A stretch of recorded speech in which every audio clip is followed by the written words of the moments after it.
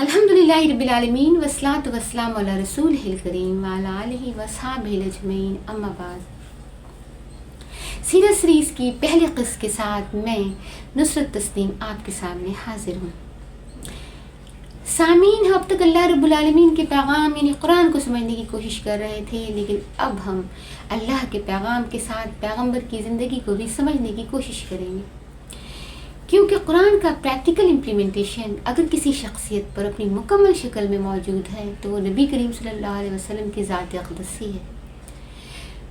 قرآن کو ہم نبی کریم صلی اللہ علیہ وسلم کی شخصیت، قول اور فعل کی روشنی میں ہی سمجھ سکتے ہیں۔ قرآن محض ایک تھیوری رہ جائے گا اگر اسے ہم نبی کریم صلی اللہ علیہ وسلم کی زندگی سے نہ سمجھیں، اور اگر محمد صلی اللہ علیہ وسلم کی زندگی کو سمجھ لیا جائے اور قرآن کو نہ سمجھا جائے تو یہ ایک عظیم شخصیت کی بائیوگرافی کی طرح ہو جائے گا۔ ان دونوں کی کمبینیشن سے مطلوبہ نتائج برآمد ہوں گے۔ لیکن سیرت سرور عالم صلی اللہ علیہ وسلم یعنی محمد صلی اللہ علیہ وسلم کی زندگی کو پڑھنے یا سننے کا مقصد یہ ہرگز نہیں ہونا چاہیے کہ ہم ایک عظیم ریفارمر کی زندگی کے بارے میں معلومات اکٹھی کر کر اپنی ہسٹوریکل معلومات میں کچھ اضافہ کر لیں، بلکہ قرآن اور محمد صلی اللہ علیہ وسلم کی زندگی کو پڑھنے اور سمجھنے کا مقصد ہی یہی ہونا چاہیے کہ بحیثیت انسان اور مسلمان ہم اپنی زندگی اور معاشرے میں وہ تبدیلی لے کر آئیں جو کہ مطلوب بھی ہیں، مقصود بھی ہیں اور ہم پر فرض بھی کی گئی۔ قرآن کے سورہ آل عمران کی آیت نمبر 110 میں اللہ رب العالمین فرماتا ہے کہ تم وہ بہترین امت ہو جو انسانوں کے لیے بپا کیے گئے ہو، تم نیکی کا حکم دیتے ہو اور برائی سے روکتے ہو۔ سامعین، جب اللہ رب العالمین نے انسانوں کو پیدا کیا تو اسے یوں ہی تاریکیوں میں بھٹکنے کے لیے نہیں چھوڑ دیا، بلکہ انسانوں کی رہنمائی کے لیے رسولوں کا سلسلہ جاری کیا، اور اس کا اختتام ایک عظیم الشان پیغمبر اور ایک بے مثال ہادی پر کیا صلی اللہ علیہ وسلم۔ رسالت کا یہ سلسلہ حضرت آدم علیہ السلام سے شروع ہوا۔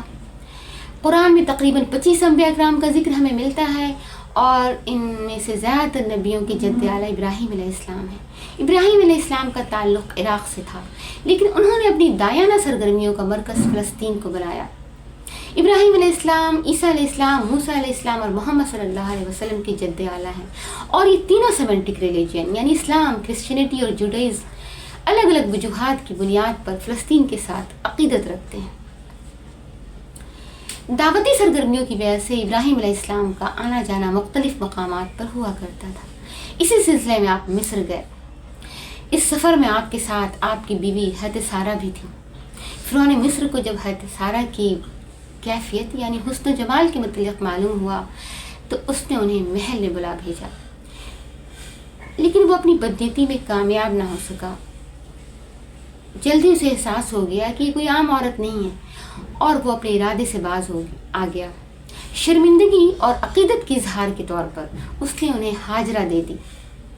حضرت سارہ نے حضرت ہاجرہ کا نکاح ابراہیم علیہ السلام سے کر دیا۔ حضرت ہاجرہ کا نام تاریخ میں نہیں آتا۔ ہاجرہ دراصل آپ کی صفت ہے جس کے معنی ہے جس نے ہجرت کی۔ کچھ ہی عرصے بعد حضرت ہاجرہ کے ہاں ایک بچے کی پیدائش ہوئی جن کا نام اسماعیل رکھا گیا۔ بڑھاپے میں بڑے انتظار کے بعد ابراہیم علیہ السلام کو اولاد کی نعمت تو حاصل ہو گئی تھی، لیکن اب ایک اور امتحان درپیش تھا۔ حکم آیا کہ اس معصوم بچے اور اس کی ماں کو اس صحرا میں چھوڑاؤ جسے ہم اور آپ مکہ کہتے ہیں۔ وقت گزرنے کے ساتھ کھانے پینے کی چیزیں ختم ہو گئیں۔ بے آب و گیاہ صحرا، تنہائی، آگ اگلتا ہوا سورج، ایڑیاں رگڑتا ہوا معصوم بچہ، اور دو پہاڑیوں کے بیچ سراب کے پیچھے آبلا پا بھاگتی ہوئی بے بس مامتا۔ حضرت ہاجرہ جب صفا پر ہوتی تو آپ کو مروہ پر پانی کا گمان ہوتا، اور جب آپ مروہ پر ہوتی تو آپ کو صفا پر پانی کا گمان ہوتا۔ آپ 7 دفعہ دوڑتی رہیں، یہاں تک کہ جب دوڑ کر ننھے اسماعیل کے پاس آئیں تو دیکھا وہ جگہ جہاں پر اسماعیل پیاس کی شدت سے ایڑیاں رگڑ رہے تھے، وہاں پہ چشمہ پھوٹ پڑا۔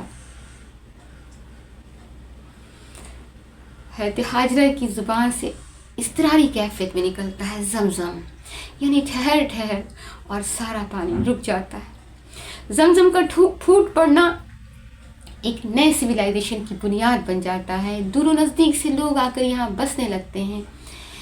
دنیا کی جتنی بھی قدیم تہذیبیں ہیں وہ پانی کے کنارے ہی وجود میں آئیں، چاہے وہ نیل کا ساحل ہو یا فرات کا کنارہ۔ سیرت کی دوسری قسط کے ساتھ انشاءاللہ پھر ملاقات ہوگی، تب تک کے لیے اجازت دیجیے، اللہ حافظ۔